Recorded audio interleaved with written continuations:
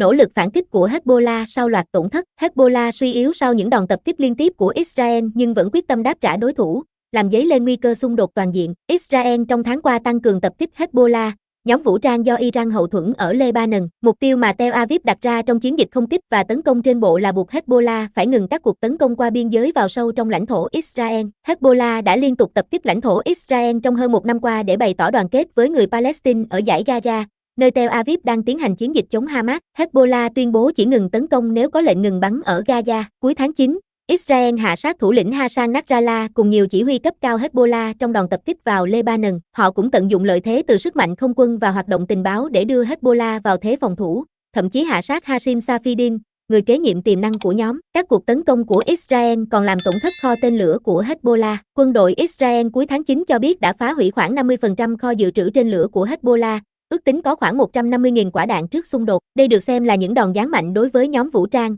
nhưng Hezbollah không có dấu hiệu dừng lại, mà thay vào đó tăng cường phản kích Israel. Cuối tuần qua, Hezbollah tiến hành đòn tập kích bằng máy bay không người lái, UAV, vào dinh thự thủ tướng Benjamin Netanyahu ở Kaysa, miền trung Israel, cách biên giới Lebanon hơn 60 km.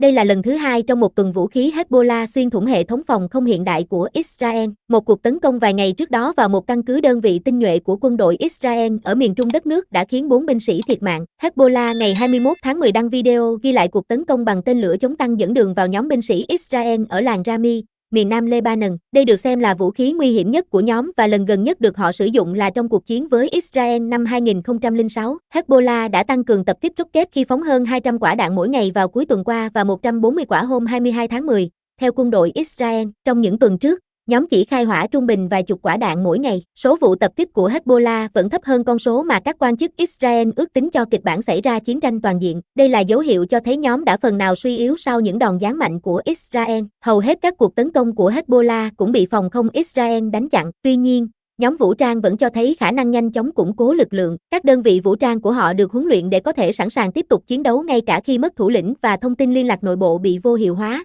Theo giới phân tích, khả năng tồn tại và tiếp tục chiến đấu mạnh mẽ của Hezbollah làm tăng nguy cơ Israel bị sa lầy vào cuộc chiến đẫm máu kéo dài. Hezbollah duy trì chiến lược cốt lõi là giữ vững vị trí ở phía nam Lebanon khi đương đầu với bất kỳ cuộc tấn công nào của Israel. Đó là sân nhà của Hezbollah. Họ biết mọi ngóc ngách ở khu vực và sẽ sử dụng lợi thế đó. Irim Monta, nhà phân tích an ninh tại Viện Chính sách Carnegie châu Âu ở Paris, nói, bất chấp các đòn tấn công liên tiếp của Israel, Hezbollah tuyên bố họ vẫn đảm bảo sức mạnh quân sự. Giới phân tích cho biết nhóm vẫn có thể nhận thêm vũ khí, chủ yếu qua biên giới với Syria. Đó là lực lượng có khả năng thích nghi tốt. Họ khôn ngoan và rất quyết tâm, sẵn sàng chịu tổn thất. Theo Daniel Biman, nhà nghiên cứu cấp cao tại Trung tâm Chiến lược và Nghiên cứu Quốc tế, CSIS, ở Washington và từng là quan chức chính phủ Mỹ, nói, các cuộc đụng độ khốc liệt hơn có thể xảy ra trên bộ nếu Israel tiếp tục triển khai lực lượng sâu hơn vào lãnh thổ Lebanon. Cho đến nay, lực lượng Israel đã tiến vào ít nhất 8 ngôi làng ở miền nam Lebanon, nhưng tất cả đều cách biên giới không quá 1,6 km. Lực lượng Hezbollah đã sử dụng bom,